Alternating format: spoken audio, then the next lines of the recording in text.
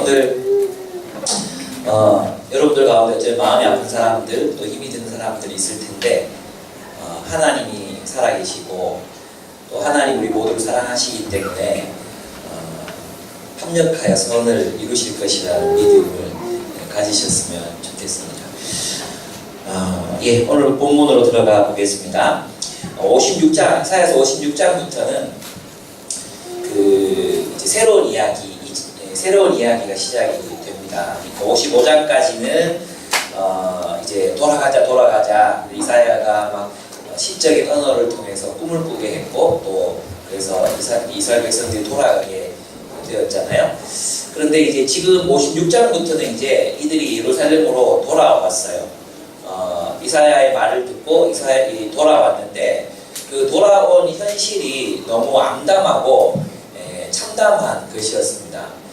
이사야를 통해서 예언했던 그 현실은 하나님의 정의와 공의가 넘칠거리고 또 그래서 그 이스라엘 백성들이 그 안에서 참 아름다운 공동체를 누리고 행복하고 어떤 그런 풍성한 그런 그림들을 그리고 예루살렘으로 돌아갔는데 이사야의 말을 듣고 또 하나님을 신뢰해서 따라온 여호와의 종들 신실한 하나님의 백성들은 급기야 이제 실망하기에 이르렀습니다. 왜냐하면 포로기 이전, 심판을 받기 이전의 삶과 포로기 이후 심판을 받고 나서 돌아온 이후의 삶이 전혀 달라지지 않았기 때문이었습니다.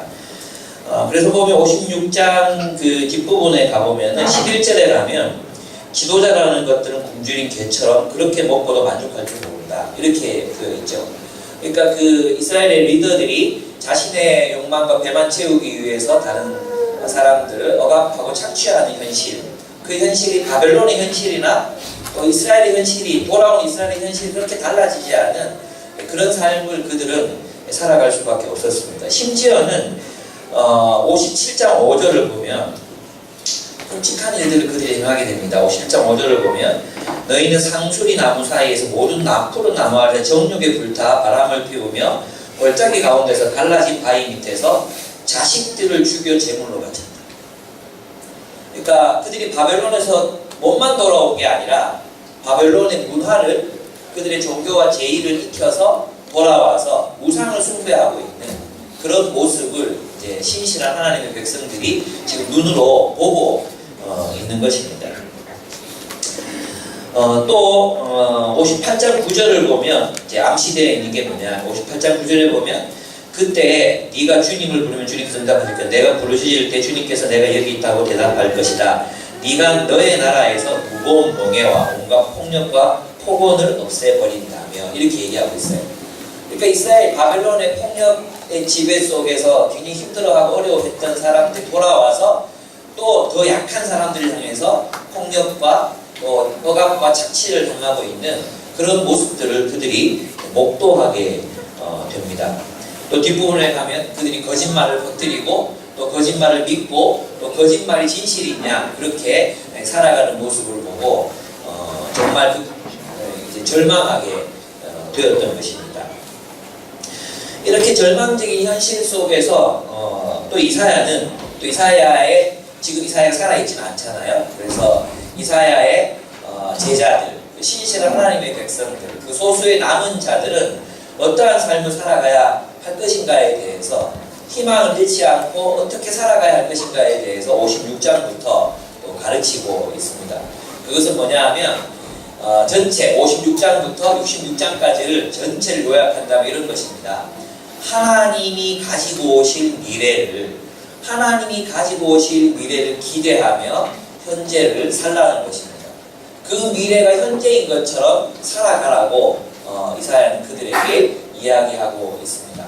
하나님이 가지고 오실 미래, 그것은 하나님이 보여주시는 비전이었습니다. 그 비전이 현실인 것처럼 살아가라. 애타게 그렇게 외치고 있는 장면들이 56장부터 이제 나타난다고 할 수 있습니다. 오늘날 우리 교회도 마찬가지입니다. 주님이 가지고 오실 미래, 주님께서 재림하실 때 가지고 오실 정의와 또 공평이 살아있는 새 예루살렘 성, 그 새 예루살렘성이 오기 전까지 우리는 이 땅에서 이 불의한 현실 속에서 또 타락한 기독교의 현실 속에서 우리는 살아가야만 합니다. 하나님께서 구약 성경에서 메시아가 오시면 이런 일이 일어날 거라고, 메시아를 통해서 이런저런 일들이 일어날 것이라고 예언하셨던 예언도 있었지만 또 그 예언의 성취도 있지만 여전히 우리는 죄가 지배하는, 죄악이 지배하는 현실 속에서 살아가야 한다는 것이죠. 그러면 우리는 어떻게 살아야 하겠습니까? 우리는 이 절망적인 현실 속에서 어떤 삶을 살아가야 하겠습니까? 그래서 이 56장에서부터 66장까지 그 이사야서 전체에서 서론이자 또 결론이기도 해요. 왜냐하면 66장에서 똑같은 이야기의 끝을 맺고 있거든요. 그래서 이걸 보고 수미 쌍방법이라고 했잖아요. 표현법에서. 그래서 가장 중요한 얘기를, 남은 이야기들 가운데 가장 중요한 얘기를 오늘 우리가 다루게 됩니다. 그래서 이제 이 명령, 이사야의 본면, 이것을 한마디로 요약한다면 정의를 지키고 공의를 실행하라는 것입니다. 정의를 지키고 공의를 실행하는 삶을 살아가라는 것입니다. 첫째, 우리는 공평을 지키고 공의를 행하는 삶을 살아야 하는데 1절을 한번 보겠습니다. 주님께서 말씀하신다. 너희는 공평을 지키며 공의를 행하여라. 나의 구원이 가까이 있고 나의 의가 곧 나타날 것이다. 이렇게 말씀하고 있습니다. 여기서 공평이라는 말은 정의라고 번역해도 됩니다. 왜냐하면 이 공평이라는 단어는 미슈파트라는 단어입니다. 미슈파트는 뭐냐 하면 사회를 말하면 이 사회의 공동체 속에 이루어지는 하나님의 법, 하나님의 법도를 근거로 해서 세워지는 사회 정의, 공동체적인 정의, 그것을 미슈파트라고 해요. 그죠? 그러나 뒤에 나오는 의, 뒤에 나오는 공의, 공의가 이게 공의로 번역하면 더 쉬운데 개역성경에는 정의를 공공의 정의라고 표현했고, 공의는 뭐냐 하면 하나님의 정의를 개인의 삶에서 살아내는 걸 말해요. 개인의 삶에서 살아내는 것. 그래서 그것은 뭐냐 하면 가난한 자를 돌보고 긍휼히 여기고 그들을 세워 올리는 삶, 그것을 공의라고 말해요. 오히려 공의가 공적선인 것 같은데 제가 왜 이렇게 번역해놨는지 이유를 잘 모르겠어요. 어쨌든 미슈파트는 정의라고 번역되기도 하고 공평이라고 번역되기도 해요. 또 공의라는 말은 이제 나중에 뒤에 보면은 구원이라는 말로 번역되기도 합니다. 왜냐하면 구원은 공의로우신 하나님께서, 다시 말해 가난하고 또 약한 자들, 그 약한 자들을 돌아보시는 하나님의 성품이 공의거든요. 그래서 하나님의 공의가 나타났다는 것은 이제 하나님의 백성들을 구원하신다, 이런 의미가 있어요. 공경에 빠져 있고 또 힘들게 살고 있는 그 하나님의 백성들을 향해 하나님이 그들을 공의롭게 대하셔서, 즉 그들을 긍휼히 여기셔서 헤세드적인 자비로 대하셔서 그들을 구원할 것이다, 이런 의미가 있어요. 그래서 이제 공의로운 삶이라는 것은 가난한 자, 약자들을 향해서 나타나는 하나님의 백성들의 삶 또는 성품, 성향, 이렇게 이라고 이야기할 수 있습니다. 여기서 공평을 지키라는 말은 정의를 지키라, 이 말이죠. 정의를 지키라. 이 말은 뭐냐 하면 하나님의 백성, 하나님 나라의 공동체, 이 공동체 안에 하나님의 정의, 하나님의 법이 지배하는 공동체로 이 공동체를 유지하고 지켜나가라는 뜻이에요. 무슨 뜻인지 아시겠죠? 하나님의 율법, 하나님의 계명, 하나님의 성품이 드러나는 공동체를 지켜라, 살아내라, 세워라. 그게 이제 공평을 지킨다는 말의 의미를 아시겠죠? 그래서 있잖아요. 이제 이것을 하기 위해서 하나님이 이제 모세에게 뭘 시키셨어요? 모세가 이드로 장인의 충고를 받아서 천부장, 백부장, 50부장, 10부장이라는 리더십을 세우죠. 그리고 그 리더십을 세우고 그들에게 뭘 하라고 합니까? 재판하라고 하거든요. 재판하라고 하거든요. 그 재판이 뭐냐면 이 재판이라는 말이 미슈파트예요. 이 재판하라, 이 말이 미슈파트, 정의를 행하라, 이런 뜻이에요. 그러니까 하나님께서 공동체 리더를 세우는 이유가 무엇이냐 하면, 공동체 리더를 세우는 이유가 무엇이냐 하면 그 공동체가 하나님의 성품을 반영하는, 하나님의 정의를 반영하는 공동체로 유지시키는 것, 지키는 것. 그 공동체로서 세상의 제국의 영향력을 거부하고 하나님이 통치하시는 공동체로 리더십을 발휘해서 그 공동체가 하나님의 정의를 실현하는 공동체가 되게 하는 것, 이것이 리더들이 존재하는 이유라는 것입니다. 그래서 재판이라는 말이 이제 굉장히 많이 나오는 거죠. 그리고 공의를 세운다, 정의를 세운다 했을 때 성문에서 이제 정의를 세운다 이런 말을 하잖아요. 성문에서 뭘 했냐 하면 이 당시에 그 공동체 리더들이 앉아서 어떻게 하는 것이 저 제국의 법, 이집트법 혹은 바벨론의 법이 아니라 하나님의 법도대로 공동체를, 우리의 인간관계를 풀어나가야 됩니다. 우리의 부부관계를 하나님 어떻게 보실까요? 또 우리의 경제관계, 우리가 뭐 집을 사고 팔고 또 이런 밭을 매매하고 사업을 경영하고 이런 일들에서 회색지대가 많잖아요. 그래서 그런 부분들에서 하나님의 뜻은 무엇입니까? 라고 묻고 그것에 대해서 대답해 줬던 것이 바로 성문에서 재판관들이, 리더들이 했던 일이었어요. 그래서 공평을 지킨다는 말은 이 공동체가 하나님의 공동체로서 지속될 수 있도록 애쓰고 노력하고 힘을 쓰라는 거죠. 다른 말로 하면 어떤 뜻이겠어요? 세상에 정복당하지 않도록 하라는 거예요. 리더들이 해야 될 일, 교회의 영적 리더들이 해야 될 일은 뭐냐 하면 교회가 세상에 정복당하지 않도록 하나님의 성품을 반영하고 하나님의 뜻과 법도를 실현시키는 공동체로 세우기 위해서 리더들은 최선을 다해야 된다는 거죠. 여러분, 이건 굉장히 쉬운 일이 아닙니다. 신명기, 그래서 아까 얘기했던 신명기 16장 18절에서 20절을 보면, 제가 한번 읽어보면, 내 하나님 여호와께서 내게 주시는 각성에서 네 지파를 따라 재판장과 지도자를 둘 것이요, 그들은 공의로, 이것은 미슈파트, 체데크, 이 두 단어를 다 쓰는 거예요. 원래 이 두 단어는 쌍둥이 단어거든요. 미슈파트, 체데크, 정의와 공의. 그렇죠. 사회적인 정의가 이루어져야 개인의 공의로운 삶이 가능할 거잖아요. 또 개인의 공의로운 삶이 있어야 정의로운 공동체가 세워질 수 있잖아요. 그래서 미슈파트와 체데크는 항상 붙어 다니는 쌍둥이 단어라고 할 수 있습니다. 그들은 공의로 백성을 재판할 것이니라. 너는 재판을, 이렇게, 이 재판이 미슈파트예요.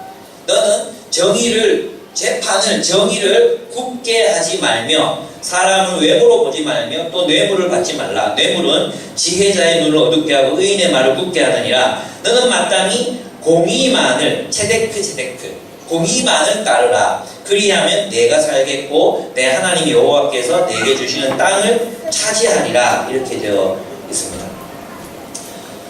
그러니까 교회 목사나 또 센 리더들이나 또 숙지기들이 해야 될 역할은 뭐냐 하면, 우리 민지의 자매들 하는 말이듯이 우리 숲이 하나님 나라가 되고 있는가, 우리 소그룹이 하나님 나라 공동체가 되고 있는가, 얼마나 하나님 나라에 가까운가, 그것을 지켜내는 것, 그것이 리더의 책임이라는 거죠. 그래서 그냥 분방 공부하고 끝난다든지 뭐 매기는 걸로 끝난다든지 이런 게 아니에요.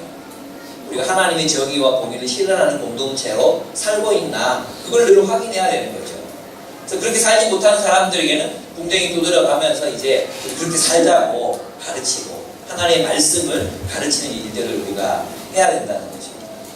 근데 있잖아요, 우리 교회에 보면 하나님을 믿고 나서도 이제 세상의 가치를 버리지 못할 때가 정말 너무너무 많아요. 제가 이제 저희 교회, 저희 지방의 친한 목사님들 얘기를 이렇게 들어보면 어느 한 시골 교회에서 장로 임직식이 있었대요. 장로 임직식이 있었는데 거기 계신 수석 장로님이 나오셔가지고 자리를 장로 권사 이렇게 임직 받으신 분들 자리를 배치를 하는데 저는 정확하게 잘 모르겠는데 남자들은 오른쪽 자리에다가 이제 나이를 따라서 쫙 배치를 하시고 여자들은 왼쪽 자리에다 자리 배치를 하시더래요. 원래는 자리가 거꾸로 돼 있었는데 화를 내시더니 남자가 여기 앉는 거고 여자가 여기 앉는 거라고. 그래서 목사님이 너무 궁금해가지고 왜 그렇게 앉아야 되죠? 이렇게 물으니까 주자가 말씀하셨다. 주자가 말씀하셨다. 이렇게 얘기하더래요. 이런 사례가 얼마나 많은지 몰라요. 우리가 하나님을 믿는다고 말하면서 하나님 나라 공동체라고 말하면서 예를 들어 있잖아요. 부부관계에 문제가 생겼어. 그래서 자매가 힘들게 막 울면서 남편이 잘 못해줬던 걸 막 이야기해. 그러면 보통 어떻게 보통의 공동체 하나님 나라의 공동체 아닌 공동체는 이걸 어떻게 막 해석해 줍니까? 이 진짜 결혼 잘못했다. 어떻게 그런 결혼을 했냐? 이 당장 이혼해라. 다시는 그렇게 살지 말고 되들어. 이건 뭐죠? 예수 믿는다 그러면 똑같아요. 똑같이 그렇게 조언하고 그렇게 말한다니까요. 근데 우리가 하나님 나라의 백성들이라면 어떻게 조언해야 되겠습니까? 어떻게 그 남편을 잘 섬길 수 있을지, 혹은 남편이 아내를 잘 사랑할 수 있을지, 또 섬길 수 있을지, 하나님의 말씀대로 성경의 원리대로 가르쳐야 되잖아요. 그죠? 우리도 그때 우리가 공감을 받기보다도, 저는 공감을 받기보다도 하나님의 뜻이 무엇입니까? 그것이 내 감정과 내 본성을 거슬릴지라도 순종하겠습니다. 이러한 태도가 우리 교회 공동체 안에 필요하다는 것입니다. 감정은 중립적이지 않습니다. 감정에는 그 사람의 가치관, 삶의 목표, 지향점, 교육과 훈련, 습관, 이 모든 것들이 다 연결되어 있기 때문에 감정 자체가 늘 중립적이거나 무죄하지 않습니다.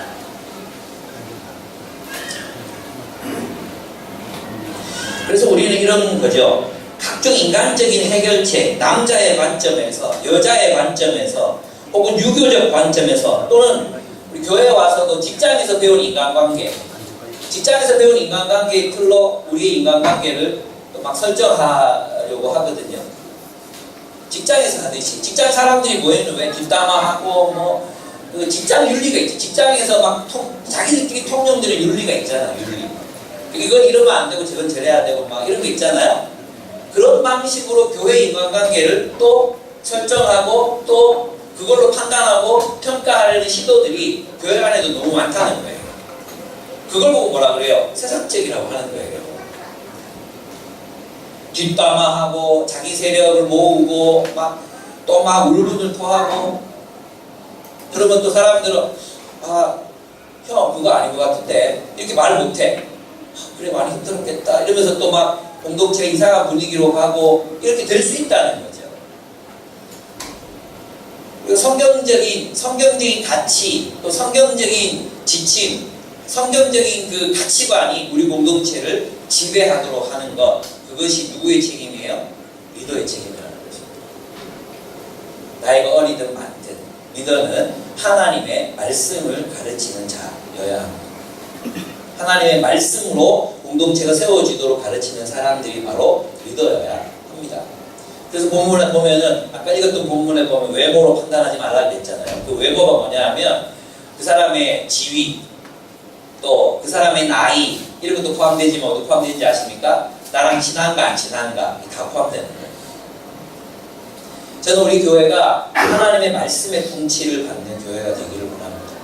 또 리더들이 그 하나님의 말씀을 정말로 실생활 속에 잘 적용할 줄 아는 사람들이기를 원합니다. 리더는 인간적인 가르침이 아니라, 인간적인 관점을 가르치고 실행시키는 사람이 아니라 성경적인 관점을 가르치고 실행하는 사람이라는 것을 잊지 말아야 합니다. 또래 집단의 준 것들, 또 자기랑 친한 사람의 사정, 세상에서 배운 윤리, 그런 것들을 버리고 성경적인 관점에서 우리는 어떤 공동체가 되어야 하는가 묻고 또 물어야 한다는 것입니다. 그래서 리더는 성경에도 능할 뿐 아니라 세상살이에도 능한 사람이어야 합니다. 그 성경적인 가치를 어떻게 세상 속에서 일상의 삶에서 실현해낼 수 있는가를 늘 고민해 본 사람. 그게 뭐예요? 적용이죠, 적용. 하나님의 말씀을 적용하기 위해 애써본 사람. 그런 사람들이 리더가 되고, 또 실제로 그렇게 살아가는 사람들이 리더로 세워져야 합니다. 그래서 리더를 세우는 이런 고도의 분별력이 필요한 일이에요. 그래서 공동체는 자기 수준에 맞는 리더를 가진다는 말이 있어요. 그죠? 그러니까 여러분 아주 높은 수준의 공동체죠.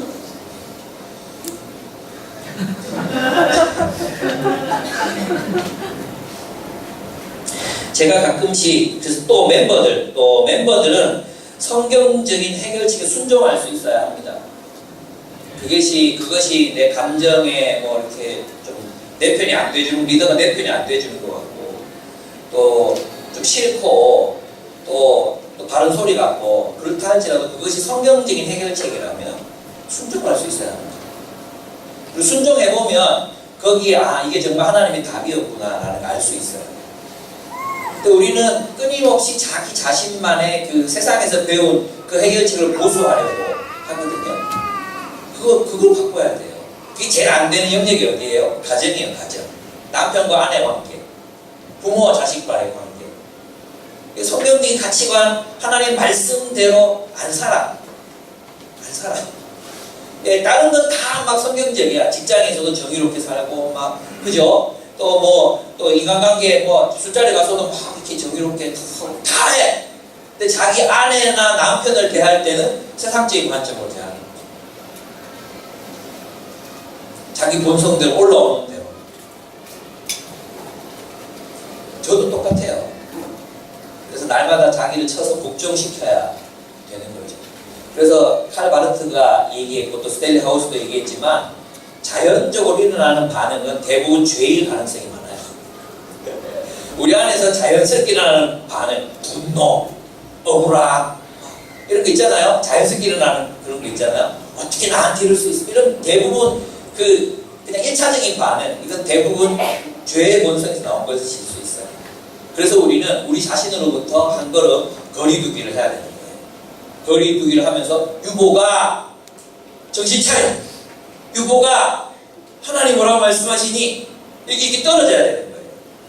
그 본성에 막 붙잡혀가지고 살면 우리는 죄를 지을 수밖에 없습니다.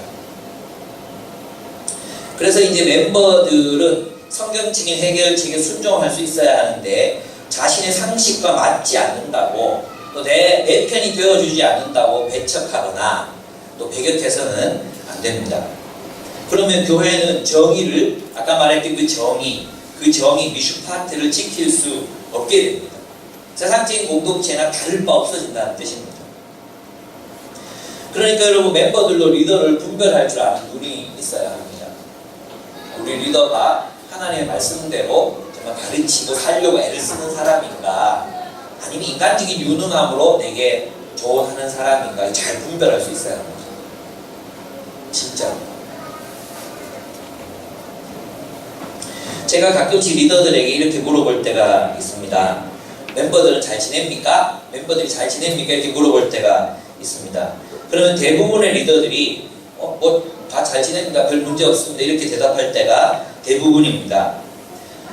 리더들의 말은 이런 뜻입니다. 직장 잘 다니고 있고, 부부 싸움 안 하고, 아픈 데 없고, 경제적으로도 어려움이 없습니다. 자기 생활 열심히 잘하고 있습니다. 이게 문제가 없다는 뜻이에요. 그럼 성경적인 의미에서 문제가 없다는 건 무슨 뜻일까요? 직장 생활 잘해도 PBS 안 합니다. 기도 안 하는 것 같습니다. 그리고 가난한 사람들, 공동체의 약자들 돌보지 않습니다. 그건 뭐예요? 문제가 있는 거예요. 문제가 있는 거죠. 겉으로는 잘 살아요. 부부관계 문제 없어요. 잘 지내요. 같이 여행 가고 잘 살죠. 문제 없어요. 문제가 없는 겁니까? 말씀 안 봐, 가난한 사람 돌보지 않아, 그게 문제가 없는 겁니까? 앞으로 제가 여러분에게 그 문제 없어요 이렇게 물을 때는 여러분이 세상적인 관점이 아니라 이제 성경적인 관점에서 대답해 주셔야 됩니다. 네. 돈은 많이 버는데 얘가 영혼이 털린 것 같아요. 이런 게 있잖아요. 부부관계는 좋은데 얘들이 둘만 좋아요. 주변을 돌아보지 않아요. 이런 거. 그게 나눠져야 될 거 아니에요. 그러면 잘 못 살고 있는 건데 왜 잘 산다고 얘기하세요? 앞으로 이제 여러분들에게 제가 물을 때 잘 지냅니까? 이렇게 물을 때 여러분 제 눈을 똑바로 쳐다보고 잘 모르겠습니다. 적어도 있잖아요. 이게 말씀을 PBS 꼭 안 해도 괜찮아. PBS 하니까 막 거부감 생기죠? 말씀을 묵상하고 말씀이 중심이 돼서 살아가는 삶을 살고 있느냐? 그거 아니면 다 헛방이잖아요. 그리고 가난한 자, 약자를 돌보는 삶을 살고 있느냐? 그렇지 않으면 잘 못 살고 있는 거예요. 그죠? 성경적인 가치, 성경적인 관점에서 우리가 우리 공동체를 바라보는 눈을 길렀으면 좋겠습니다. 그가 하나님의 말씀을 사랑하고 있는지, 공동체 안에 가난한 자들과 연약한 자들을 돌보고 있는지, 직장에서도 하나님 나라의 증인으로서 정의롭게 살고 있는지, 또 서로 연락하면서 이렇게 사람들하고 연락하면서 그렇게 다른 사람 돌보는 삶을 살고 있는지, 이런 것들로 이제 우리는 사람이 잘 살고 있는가 이걸 판단해야 한다는 것입니다. 그래서 우리는 그래서 우리는 정의를 지켜야 합니다. 정의를 지킨다고 표현했어요, 그죠? 그 이유를 아시겠죠? 정의는 지키는 거예요. 왜? 공동체적인 것이기 때문에. 이 공동체가 그 정의를 잃어버리지 않도록, 다시 말해 하나님의 그 관심, 이 공동체가 하나님의 공동체가 되는 그 일, 그것을 지켜내기 위해서 우리는 애를 써야 한다는 뜻이에요. 그 다음에 공의를 행하라 그랬잖아요. 하나님의 백성은 공의를 행합니다, 그죠? 아무리 절망적인 상황 속에서도 공의를 행해요. 그러니까 지금 이스라엘 백성들이 지금 처해 있는 현실을 생각해 보세요. 불의가 지배하고 있고, 가난한 사람들이 도처에 널려있고, 억압받고 학대받는 현실이 있어요. 다들 삶이 고달파요. 우리보다 더 고달팠을 거예요. 이 땅을 살아가는 우리들보다 훨씬 더 고달픈 인생을 살았을 거예요. 그런데 하나님께서는 그들에게 무엇을 요구하시냐 하면, 너희의 그러함에도 불구하고 너희는 공의를 실행해야 된다. 그럼 하나님의 공의는 무엇입니까? 체데크는 무엇입니까? 그 체데크는 바로 하나님의 헤세드적인 사랑을 실천하는 것입니다. 하나님의 공의를 어떻게 실현하는가? 하나님이 사랑하시는 이 땅의 가난한 자들과 약자들을 향해 우리가 나아가는 것입니다. 그들을 사랑하는 것입니다.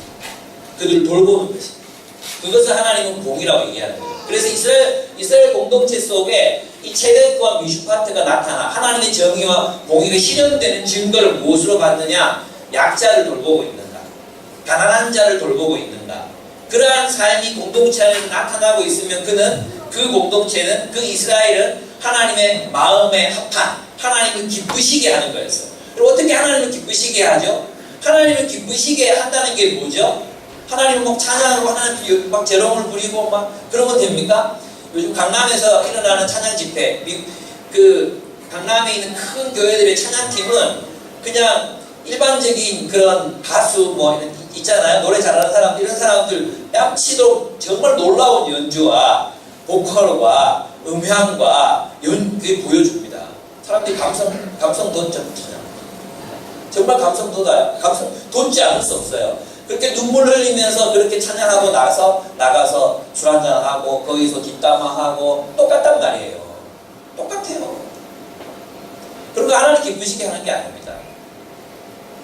하나님을 기쁘시게 하는 것은 하나님의 공의를 체데크적인 삶을 살아내는 것입니다. 무엇입니까? 가난한 자, 눈먼 자, 눌린 자, 포로된 자를 돌보는 것입니다.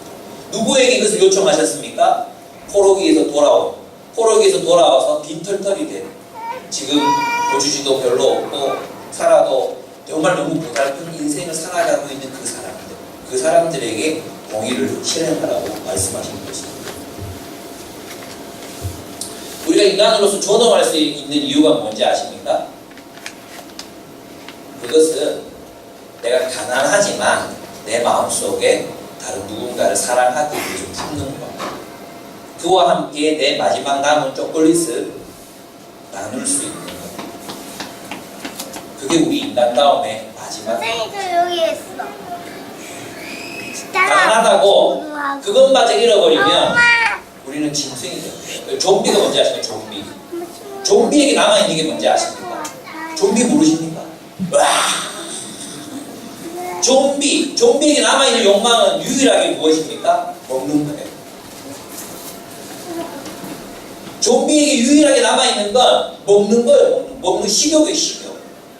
그냥 먹기 위해서 달려드는 거죠. 우리가 있잖아요. 우리 영적인 좀비가 되지 않기 위해서, 정말 인간으로서 살아가기 위해서 우리에게 필요한 게 뭔지 아십니까? 그게 사랑이라는 것입니다. 영적인 눈으로 보면 좀비들이 너무 많아요. 우리가 비록 가난하지만, 가진 것이 없지만 우리가 인간으로 존재할 수 있는 유일한 근거, 그것은 사랑입니다. 없지만 없는 그것을 나누는 것입니다. 야, 이거 누가 먹으면 좋겠다, 누가 입으면 좋겠다, 누가 가지면 좋겠다.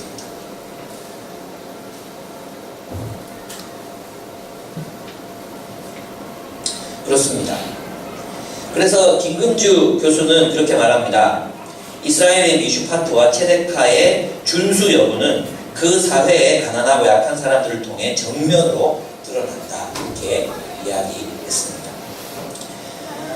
그러면 가난한 자와 약자를 돌보는 체다카가 실천되면 어떻게 해야 되겠습니까? 그래서 우리의 돈과 재물을 나눌 수 있어야 한다는 것입니다. 나누기 위해서는 소비를 줄여야 합니다. 너무나 상식적인 이야기죠. 예. 나누기 위해서는 소비를 줄여야 합니다. 소비를 극대화하면서 절대 나눌 수 없습니다. 돈이 아무리 많아도 소비가 극대화되면 쪼들립니다. 한 달에 1,000만 원씩 버는 사람들이 물어보십시오. 돈이 남나? 늘 쪼들립니다. 한 달에 100만 원 버는 사람이나 1,000만 원 버는 사람이나 소비를 줄이지 않으면 남을 결코 도울 수 없습니다. 그래서 월급날 여러분 그 교사들은 그렇대요. 교사가 이거 일반화시키는 게 아니에요. 어제 이제 나눔을 하는데 바울산지 직장인 리더들하고 나눔을 하는데 월급날이 되면 자매가 이제 교사예요. 교사 욕하는 거 아니에요. 교사 욕하는 거 아니니까 절대 여러분이 오해하지 마세요. 교사들 안정된 월급이 들어오잖아요. 그럼 월급날 어떤 카톡이 들어오느냐 하면 이번에 뭐 살래? 월급 받아서 뭐 할래? 이런 카톡이 막 들어온대요. 그리고 친구들이 새로 이 옷 어때? 이 옷 어때? 이러면서 옷을 막 올리는 거예요. 그리고 자기도 유혹을 받는다. 제가 그 자매를 만나가지고 처음 얘기해 준 적이 있었거든요.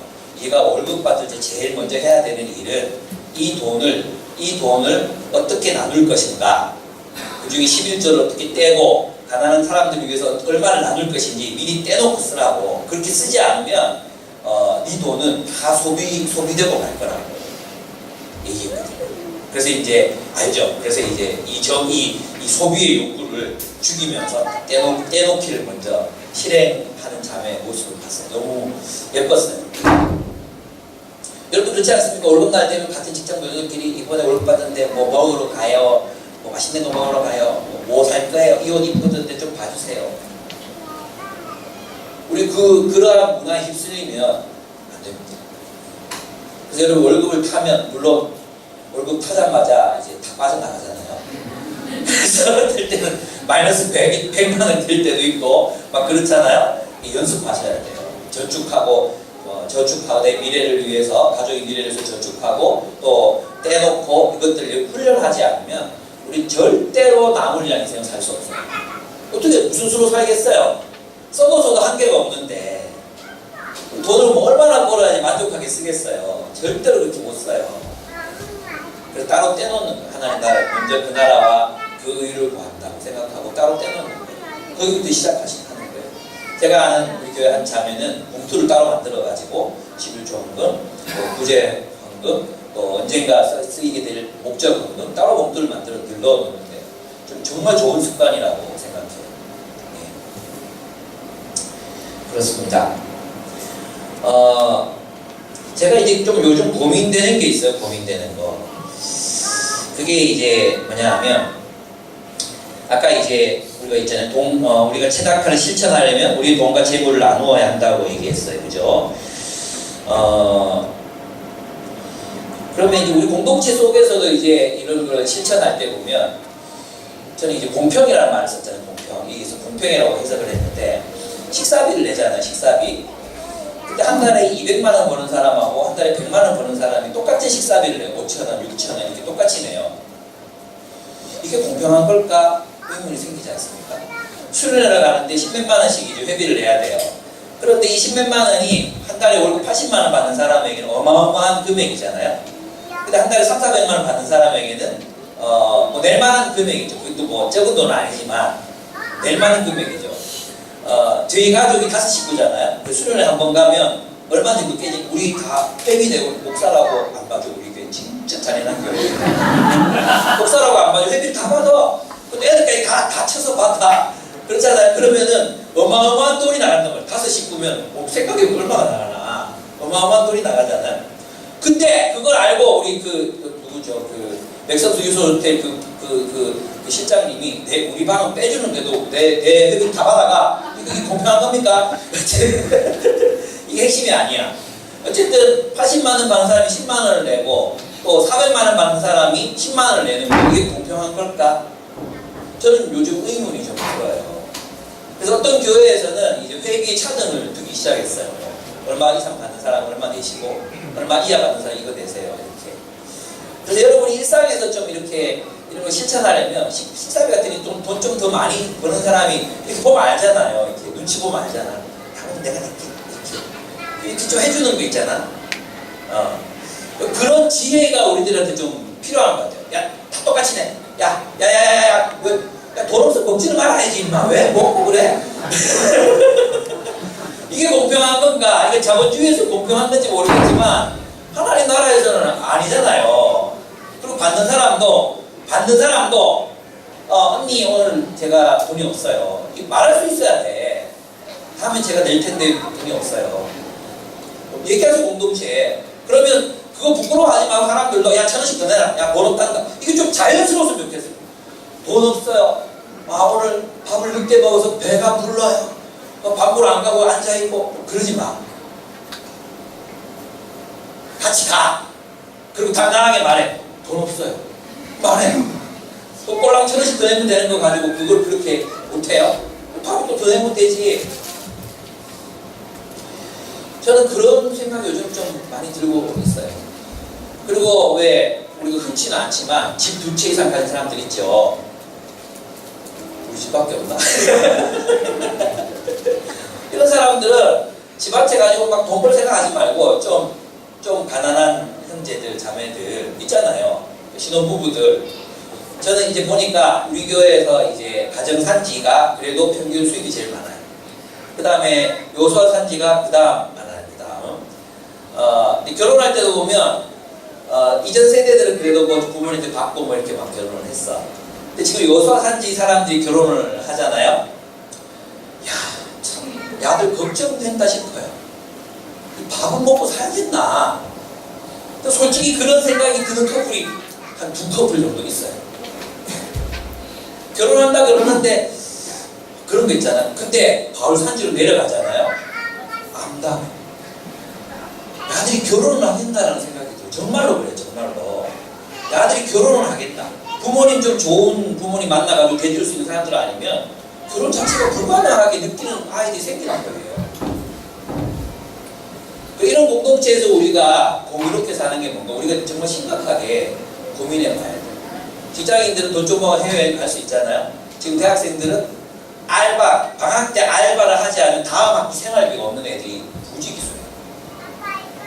방학 동안에 알바를 안 뛰면 다음 학기 생활비가 없는 아이들이 무지기수랍니다.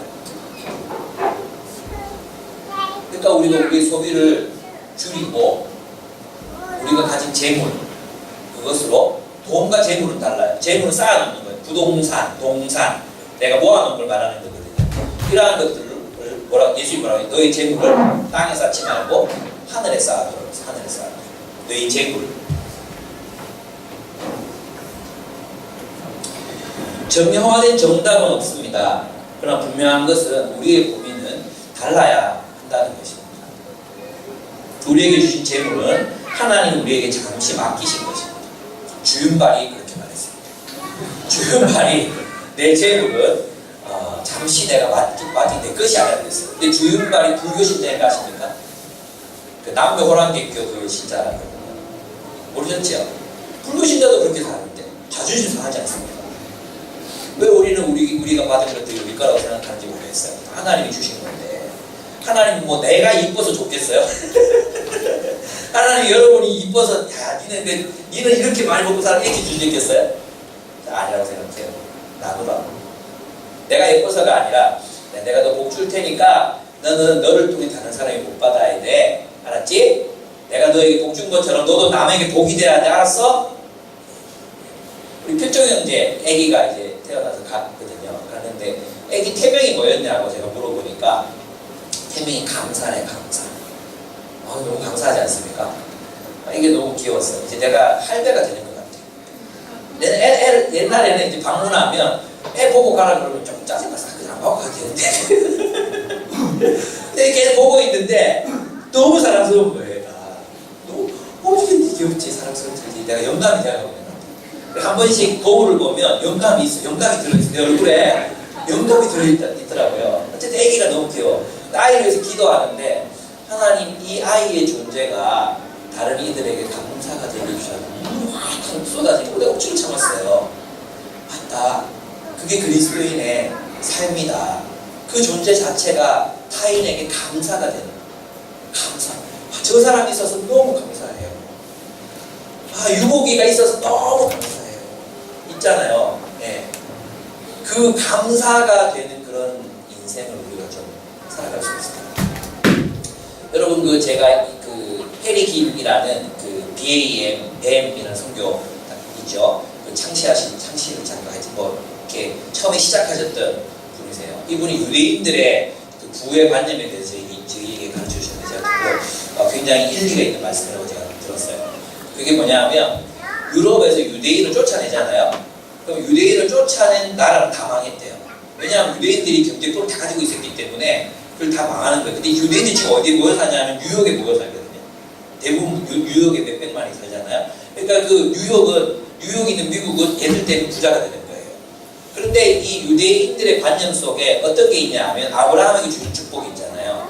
이 사람들의 마음속에 내가 부자가 돼서 내가 잘 살아야지 이런 생각보다도 나는 축복의 통로가 돼야 된다는 생각이 강하게 인식돼 있대요. 예. 우리는 어디 가든지 축복의 통로가 되는 사람이다. 그래서 그들은 자신들이 가진 부, 기술, 재능, 그리고 예술, 음악, 미술 이런 것들을 통해서 그 공동체를 부요하게 하는 삶을 산대요. 그러니까 목표 자체가 다른 거예요. 그냥 자기가 잘 먹고 잘 사는 게 아니라 자기가 존재함으로 그 지역이 자기로 말미암아 복을 받는 삶을 사는 거예요. 그 지역이 부흥하잖아요. 지역이 부흥하니까 자기 자신의 삶도 부유해질 수밖에 없는 거예요. 이게 바로 그리스도인들에게 하나님께서 의도하셨던 목표였거든요. 그렇게 살면 우리 모두가 해피해집니다. 그렇습니다. 여러분이 얻은 재물과 돈으로 공의를 위해 투자하십시오. 이렇게 살아야 되는 이유는 뭐냐 하면 바로 하나님이 우리를 구원하셨기 때문이라는 것입니다. 네, 조금 빨리 나가보겠습니다. 아직 1절 하고 있었네요. 16장 나의 구원이 가까이 왔고 그랬죠. 이 구원이 뭐냐 하면 체데카예요. 체데카. 나의 이렇게 번역하면 되죠. 나의 공의가 가까이 왔고 나의 공의가 곧 나타날 것이다 이런 말이에요. 앞에 있는 구원이나 뒤에 있는 의가 똑같은 단어예요. 그러니까 하나님의 공의, 구원이 뭐냐 하면 하나님의 공의가 나타나는 거예요. 이게 구원이에요. 하나님의 공의가 실현된, 우리 천국을 왜 기다립니까? 하나님의 공의가 실현되기 때문이거든요. 그죠? 정의롭지 않은 천국 가고 싶습니까? 전도 많이 했다고 궁궐을 살게 해주고 전도 못했다고 다리 밑에요 영원토록 다리 밑에 거지 걸베이 매출 살아가게 하는 거, 그게 그런 천국 가고 싶습니까? 가고 싶은가 보네. 그런 천국 아무도 안 가고 싶어해요. 왜 우리가 천국을 소망하느냐? 공의로운 세상이니까.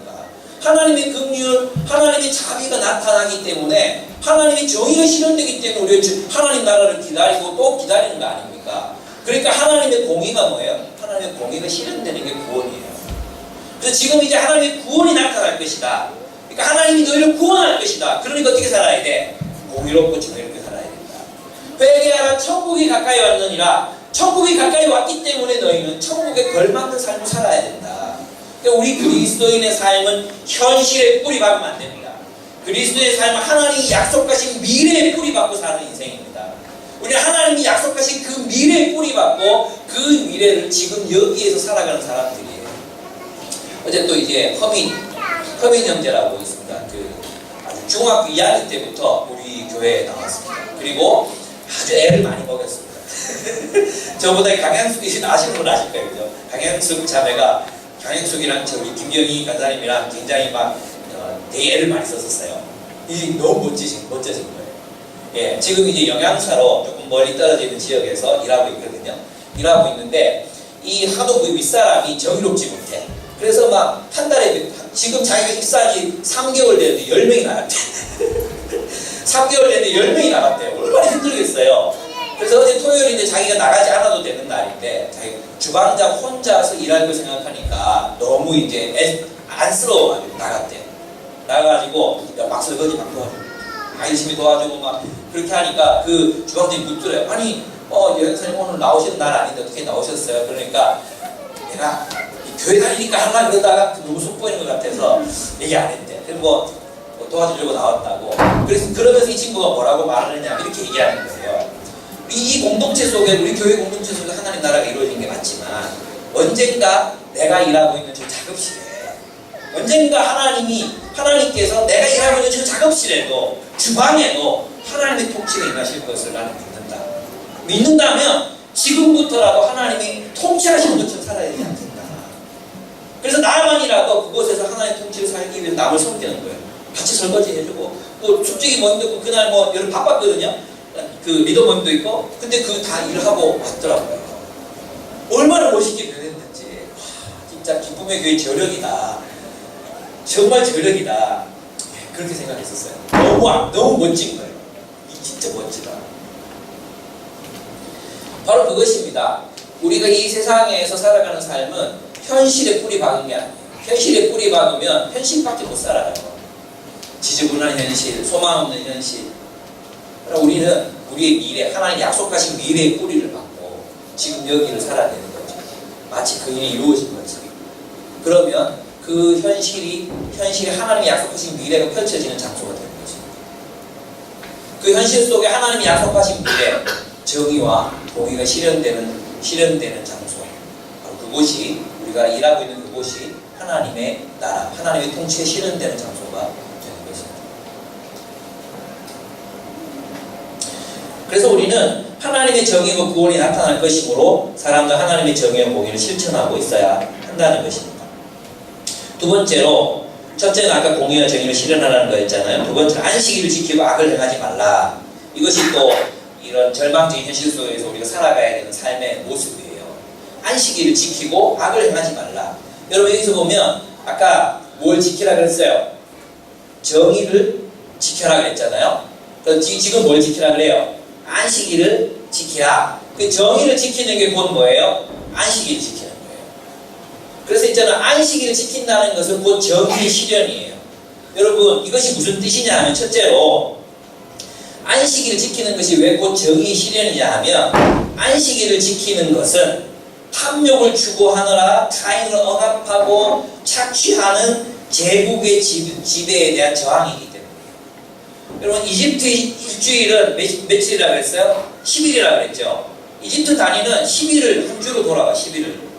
근데 10일을 한 주로 관공서도 다 10일 동안 이렇게 돌아가는 그런 구조 속에서 7일 동안, 6일 후에 하루 쉬는 7일 동안의 주기로 돌아가려면 이거 어떻게 해야 되겠어요? 굉장히 불편해요, 안 불편해요? 굉장히 불편하죠. 지금 우리나라에서 안식교인도 생각하면 돼요. 그 사람도 토요일날 예배 드리잖아요. 그죠? 그러면 토요일날은 일하지 않고 일을 하려면 직장도 다른 걸 구해야 되고, 어떻게든 토요일 안식을 지키기 위해서 많은 삶을 조정해야 되잖아요. 똑같았어요, 유대인들도. 유대인들이 10일이 한 주기였던 이집트에 대해서 안식일을 기억해라. 이 말은 뭐냐 하면, 노예들, 특별히 이집트에서 이스라엘 백성들은 전혀 쉬지 못했거든요. 그러니까 하나님께서 지금 안식일을 기억하여 거룩하게 지켜라. 이 말은 뭐냐 하면 어떤 뜻입니까? 제국의 질서에 저항해라. 탐욕을 위해서 남을 지배하고 남을 착취하는 질서에 저항해라. 이런 뜻이에요. 그리고 새로운 질서를 만들어내라. 새로운 질서. 인간을 존중하고 사람들을 강제 노역에 시달리게 하면서 그렇게 억압하고 착취하는 그 세상 문화에 대해서 저항해라. 그래서 월트 브루그만은 안식일은 저항이다 라고 얘기했던 것입니다. 그래서 첫째, 안식일을 지키는 것은 탐욕을 추구하느라 타인을 억압하고 착취하는 제국의 지배에 대한 저항이에요. 그래서 있잖아요, 이런 거 있잖아요. 기독교인 정주들, 기독교인 기업가들이 자기들은 주일 예배 드리기 위해서 교회 가고 노동자들은 일시키는 거, 이것은 안식일 정신에 정면 위배하는 거죠. 그죠? 그것은 안식일 정신을 정면 위배하는 거예요. 안식일을 기억할 거룩하게 지키라는 말은 단순히 일주일에 하루를 놀아라, 쉬어라, 이게 아니에요. 안식일을 기억하고 지키라는 것은, 그것을 지키라는 것은 너희를 비인간화시켰던 모든 것에 저항하고 모든 것을 원래 하나님의 창조 질서로 되돌려 놓아라. 그것이 안식일을 지킨다는 말의 의미거든요. 그래서 안식일을 지키는 것은 정의의 실현과 관련이 있는 것입니다. 또 두 번째로 안식일을 지키는 것은 하나님의 완전한 창조 질서를 재현하는 것이었습니다. 거기에는 주인과 노예, 남자와 여자의 차별이 없습니다. 빈자와 부자 차별이 없습니다. 함께 모여 예배하고 또 안식에 함께 음식을 나누고 또 가난한 자를 돌보는 삶으로 나타나는 그 삶이 실현되어야 했어요. 그렇기 때문에 안식일은 뭐예요? 새로운 질서의 창조예요. 그래서 있잖아요. 기독교인의 삶은 세상 문화에 대한 저항 그리고 새로운 하나님 나라의 질서를 창조하는 것, 이 두 가지가 함께 가야 돼. 저항만 하면 안 돼. 저항만 하면 그 세상 질서가 그냥 또 다른 세상 질서가 계속해서 나타날 수밖에 없어요. 그래서 기독교인들은 저 변방에, 세상의 중심이 아닌 저 변방에서 새로운 질서를 창조하는 거죠.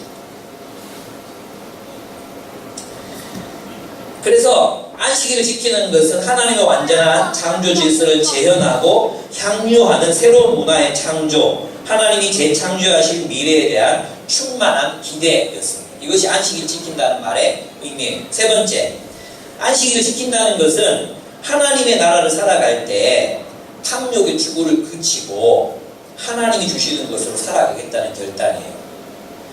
그러니까 안식일을 지키겠다 이 말은 뭐냐 하면 내가 더 일해서 더 부자가 될 수 있지만 그러나 이만큼 하자. 하나님이 주시는 걸로 살아가자. 하나님의 나라를 살아간다고 해서 내가 굶어 죽지 않는다. 내가 먼저 그 나라와 그 의를 구한다고 해서 굶어 죽지 않는다. 이것을 말해주는 것이 안식일을 지킨다는 말의 의미였어요. 그래서 이제 출애굽에서 광야를 떠돌 때 6일 동안 그 만나가 내렸잖아요. 7일째는 아무리 많이 걷어도 다 썩어버려서 먹을 수 없게 됐거든요. 그것이 말해주는 바가 뭐겠어요? 내가 하나님의 백성으로 살아가는 거, 굶어 죽을 것 같지만 다 먹고 산다. 걱정하지 마라. 이런 얘기였어요. 그리고 네 번째로 안식일을 지키는 것은 정의와 공의에 실현되어야 했습니다. 그래서 있잖아요. 안식일을 지키는 것은 저항과 창조의 삶을 사는 것을 의미했고, 그리고 이 안식일은 무엇으로 성취되느냐 하면, 안식일을 지킴으로 그들 뭘 기다렸냐 하면 메시아가 통치하신 하나님의 나라를 기다렸어요. 이해가 되십니까? 안식일을 지키면서 그들이 기다렸던 것은 이 안식일이 의미하는 바가 이루어질 메시아의 통치를 기다렸거든요. 그런데 메시아가 오셔서 죽으시고 부활하셨잖아요. 그래서 그 부활을 기념하는 날이 언제예요? 주일이잖아요. 그래서 안식일은 기다림이라면 우리가 주일을 지키는 것은 뭐예요? 시작, 출발. 하나님의 나라가 시작되었습니다. 그래서 우리는 이 공동체로 함께 모여서 하나님을 예배하고 함께 나누고 우리의 재물을 함께 서로 나누는 삶, 그런 삶을 살아내므로 뭐예요? 하나님의 나라가 도래했음을 하나님의 나라의 출발을 이제 살아가는 게 바로 주일을 지킨다는 말의 의미입니다. 그럼 다른 종교는 장소를 거룩하게 만들어요. 장소, 기도하는 장소, 또 그 시조의 무덤, 이런 걸 거룩하게 만들거든요. 기독교는 무엇을 거룩하게 만드느냐? 시간을 거룩하게 만들어요. 그래서 기독교인들에게 성소는 장소가 아니에요. 시간이에요, 시간. 우리가 거룩하게 구별해서 어떻게 함께 모여 하나님을 예배하고 함께 공동체를 누리는 시간, 그 시간을 거룩하게 분리시켜야 돼요. 그 거룩하게 분리된 그 시간이 남은 6일을 거룩하게 살게 만들어요. 그래서 이 시간을 내는 거 굉장히 중요하다고 할 수 있습니다. 그러면 삼교대로 돌아가는 간호사들이라든가 의사들 이런 사람은 어떻게 합니까? 그들에게도 공동체가 중요한 거죠. 그래서 어떻게든 그날은 공동체 지체들을 만나서 함께 말씀을 나누고 공유할 수 있도록 시간 약속을 먼저 잡고 그렇게 해야 되는 거죠. 그래서 여러분 이 당시 사람들에게 그 사람이 유대인인지 아닌지 알 수 있으려면 무엇을 알 수 있었어요? 안식일 지키는 거고 이 사람이 유대인인 걸 알 수 있었어요. 우리도 마찬가지예요. 저는 그래서 여러분이 있잖아요. 이제 주일날 결혼식에 참여하는 거 있잖아요. 저는 꼭 가야 된다고 생각하지 않아요. 우리에게 가장 중요한 것이 무엇인지 세상 사람들이 알아야 돼요. 우리에게 가장 중요한 것은 하나님의 나라고 하나님 예배하는 거다. 아니 그러면 결혼식인데 어떻게 할까요? 그게 머리를 써야지. 그 전날 가는 거예요. 그 전날 선물 사들고 구조 들고 가서 내일 내가 예배 참석해서 못 오는데 너 만나서 축하해주고 싶었다고 미리 가서 얘기도 좀 나누고 그리고 선물도 주고 이렇게 오는 거예요. 우리 왜 그런 지혜를 잘 가리지 못하는지 모르겠어요. 그거 가면 일요일날 가면 뭐합니까? 사진 찍고 오는 게 전부인데 밥 먹고 오는 게 전부인데 미리 가서 축하해주면 안 됩니까? 머리를 사용합시다. 그래서 있잖아요. 그 안식일을 지키는 게 어떤 의미냐 58장 6절에서 7절에 나타납니다. 제가 한번 읽어보겠습니다. 내가 기뻐하는 금식은 부당한 결박을 풀어주는 것, 멍해의 줄을 끌어주는 것, 압제받는 사람을 놓아주는 것, 모든 멍해를 꺾어버리는 것, 바로 이런 것들이 아니냐 이렇게 말했습니다. 또 굶주린 사람에게 너의 먹거리를 나누어 주는 것, 떠도는 불쌍한 사람을 집에 맞아들이는 것이 아니겠느냐. 헐벗은 사람을 보았을 때 그에게 옷을 입혀주는 것, 너의 볼육을 피하여 숨지 않는 것이 아니겠느냐. 이것이 이제 금식의 참된 의미라고 이제 하나님이 말씀하십니다. 그러면서 이제 그 58장 13절을 한번 보겠습니다. 58장 13절. 그러면 하나님이 기뻐하시는 삶이 뭐예요? 그 위에 나오는 그런 헐벗은 사람, 가난한 사람, 굶주린 사람을 돌아보는 하나님 기뻐하시는 삶이잖아요. 근데 안식일을 지키는 삶이 아닌 삶이 그 다음에 나와요. 13절 읽어보겠습니다. 유다야, 58장 13절입니다. 유다야, 내가 안식일에 발길을 삼가 여행을 하지 않으며 나의 거룩한 날에 너의 쾌락을 일삼지 않으며 안식일을 즐거운 날이라고 부르면 주의 거룩한 날을 존귀한 날이라고 한다면, 그리고 이 날을 귀하게 여겨서 내 멋대로 하지 않으며 너 자신의 쾌락을 찾지 않으며 함부로 말하지 않으면 그때 너는 주 안에서 즐거움을 얻을 것이다. 이렇게 말했습니다. 무슨 말입니까? 안식일을 지키는 하나님의 백성의 삶은 가난하고 굶주리고 소외된 사람을 돌아보는 것이고, 악을 행하는 삶은 어떤 삶이에요? 사사로운 쾌락과 사사로운 자기 자신만의 욕망을 추구하며 사는 삶이다라고 얘기하는 거예요. 그래서 안식일을 지키고 뒤에 가서 뭐라고 했어요? 악을 행하지 않는 자는 하나님 나라 백성이 된다고 그랬잖아요. 그 악을 행하지 않는 게 뭐냐? 자기 자신만을 위해 살지 않는 걸 말하는 거예요. 그러니까 그리스도인에게 하나님의 백성의 악은 뭐냐면 누구를 찔러 죽이고 뭐 학살하고 거짓말하고 이런 게 아니에요. 남을 돌아보지 않는 거예요. 남을 돌보지 않는 거예요. 특별히 어떤 사람? 가난한 사람, 소외된 사람, 약한 사람 돌아보지 않는 것, 그게 죄예요.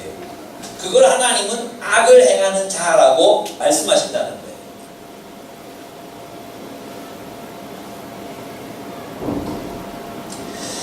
예. 이제 마지막으로 우리 이 땅을 살아가는 우리 그리스도인들이 어떻게 살아가야 하는가? 우리의 경계를 허물고 지경을 넓혀야 합니다. 이것은 무슨 말이냐 하면 오늘 56장에 보면은 이제 원래 하나님 백성이 될 수 없었던 사람들이 있었어요. 하나님의 총에 들어올 수 없는 사람. 그 사람들 중에 한 사람이 이방인들이었고 또 하나가 고자들이었어요. 근데 이 고자는요, 이 본문이 말하는 고자는요 39장에 나오는 고자예요. 보겠습니다. 39장을 한번 찾아봅시다. 39장 7절. 이제 이사야가 히스기야한테 이제 전하는 말씀이거든요. 거기에 보면 이렇게 되어 있어요. 7절. 이제 이 사람들이 이제 회개하지 않으니까 하나님 포로로 끌려갈 거라고 얘기했거든요. 7절. 너에게서 태어난 아들 가운데서 더러는 포로로 끌려가서 바벨론 왕궁의 황관이 될 것이다. 그죠? 보좌가 될 것이다. 이렇게 얘기했단 말이에요. 그러니까 여기서 말하는 보좌는 이제 배신한 사람들이죠. 바벨론의 일부가 돼서 바벨론 왕궁에서 이제 밀붙어서 살아갔던 사람들, 바벨론 권력에 의지해 살아갔던 사람들, 그들이 바로 오늘 본문이 말하는 보좌예요. 그럼 그거 아십니까? 느헤미야도 넷이었어요. 느헤미야. 그럼 느헤미야가 넷이었다는 사실이 충격적이지 않습니까? 느헤미야가 넷이었어요. 예, 이런 사람들도 이제 무엇이 될 수 있다? 하나님의 백성이 될 수 있다. 그러니까 앞에서 말했던 출애굽기에 그 보좌들은 하나님의 백성이 총회들, 이건 하나님 백성이 될 수 없다는 뜻이 아니라 그 총회에 들어올 수 없다, 이런 의미예요. 그 구체적인 의미는 제가 조금 더 연구해보고 여러분에게 알려드리도록 하겠습니다. 그래서 구원받지 못한다 또는 하나님 백성이 될 수 없다 이런 뜻이 아니거든요. 어쨌든 보좌들은 하나님의 사역, 하나님의 일을 위해서 헌신할 수가 없었는데 이제 뭐라 그럽니까? 그들도 하나님 나라의 백성이 될 뿐만 아니라 하나님의 나라를 위한 일꾼이 될 수 있다고 가르치고 있는 것입니다. 이방인들도 하나님 백성이 될 수 없었어요. 근데 그들도 하나님 백성이 될 수 있다 이렇게 얘기하는 거죠. 이 말을 보겠어요. 이스라엘 백성 공동체가 유대의 혈통으로만 이루어지고 있었는데 이 혈통의 경계를 이제는 허물어야 되는 거죠. 하나님께서는 수많은 민족의 사람들, 하나님의 백성이 되게 하실 것입니다.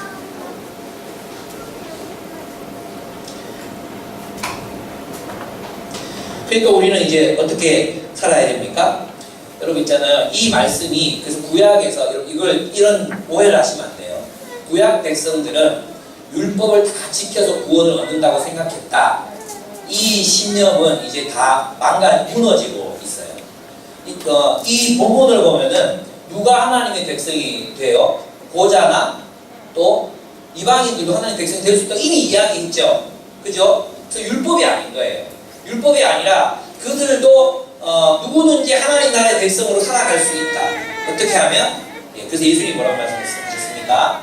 아브라함의 자손이라고 다 하나님의 자녀가 아니라고 말씀하셨어요. 그러면서 뭐라고 말씀하셨어요? 오직 하나님의 뜻을 행하는 자라야 할지니라 그랬어요. 하나님의 뜻을 행하는 사람이 하나님의 자녀가 된다. 이렇게 얘기하셨거든요. 예수님께서 말씀하신 거죠. 그럼 이 본문을 우리가 다시 이제 우리가 잘 해석해보면 어떻게 이해할 수 있겠습니까?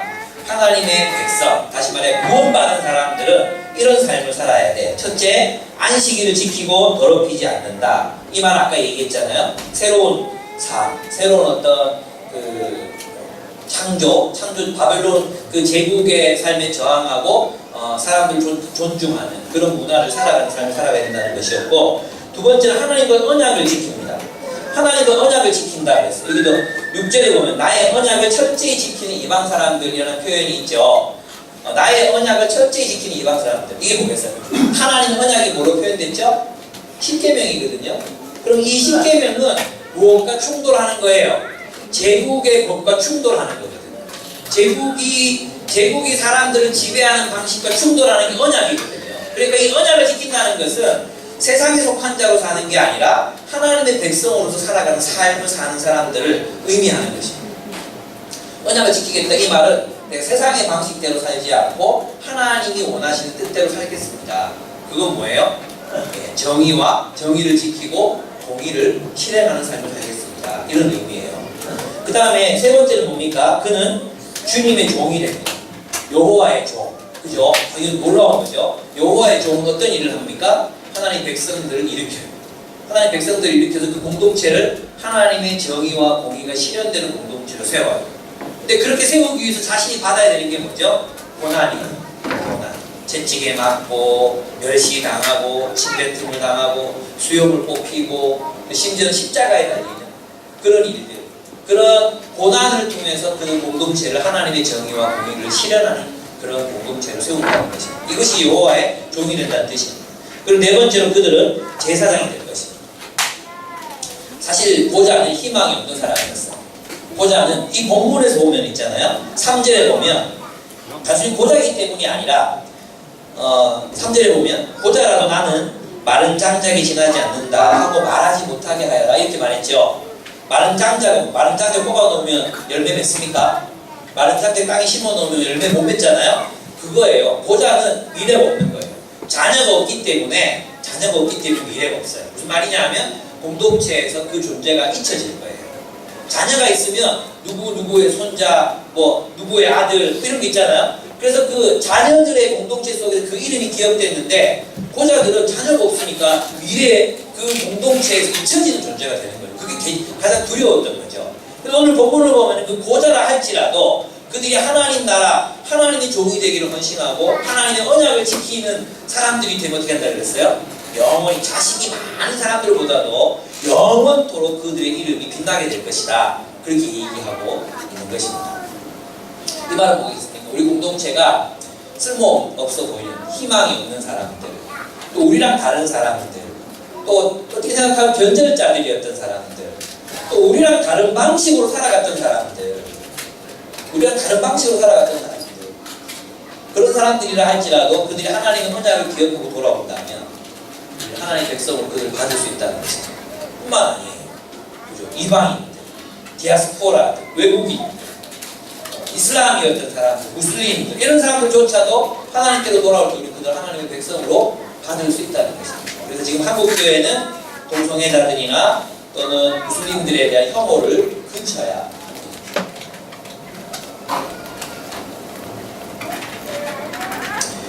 예, 결론을 맺겠습니다.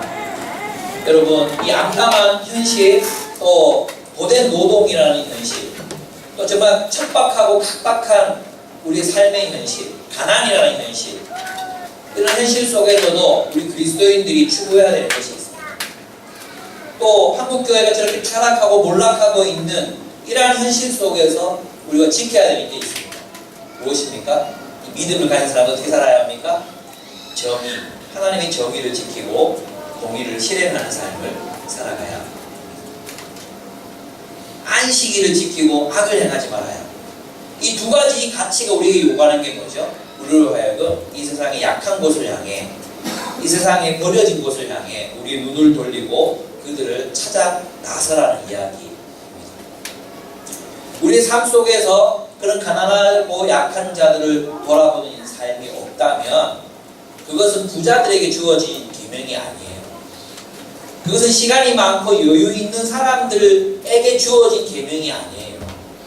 그것은 포로에서 돌아와서 황폐한 그리고 여전히 소망 없는 땅에서 절망하면서 살아갈 수밖에 없었던 이스라엘, 참 이스라엘 그 남은 자들이 행해야 했던 일이었어요.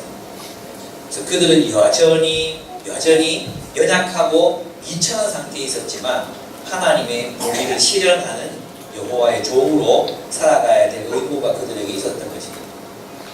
그들도 우리랑 똑같이 얘기했을 거예요. 아니, 먹고 살기도 힘듭니다. 농사 져서 먹고 살기도 힘듭니다. 거기다가 뒤에 가보면요, 막 가뭄이 들었어요. 기근이 들었어요. 근데 우리가 여기서 더 어떻게 나누고 어떻게 살아갑니까? 우리가 하나님의 뜻을 행할 때 하나님 우리에게 풍성한 삶을 약속하셨어요. 너희가 사는 그 땅이 젖과 꿀이 흐르는 땅이 될 것이다. 사막에 장미꽃이 피어날 거다. 광야에 강물이 샘솟을 거다. 산에는 푸른 나무들이 그렇게 듬직한 나무들이 불쑥불쑥 솟아나 아름다운 산을 이룰 거예요. 주님이 말씀하셨습니다. 우리의 빈곤한 삶, 우리의 가난한 삶, 또 우리의 고달픈 인생을 극복할 수 있는 유일한 방법은 하나님의 정의와 공의를 사는 것입니다. 말도 안 되는 거죠. 이 돌들로 떡이 되게 하라. 먹고 살아야지 하나님 나라도 살지. 주님이 말씀하셨습니다. 모든 사람이 여호와의 입으로 나오는 말씀으로 살아갑니다. 말씀이 우리를 위한 생존의 도구이자 풍요로운 삶을 위한 방법임을, 하나님의 방법임을 기억하십시오. 그리스도인은 떡으로만 살지 않고 하나님의 입으로 나오는 말씀으로 삽니다. 그 말씀으로 살 때 주님께서 우리에게 일용할 양식을 베푸십니다. 함께 기도하겠습니다. 우리 함께 찬양하고 함께 기도했습니다.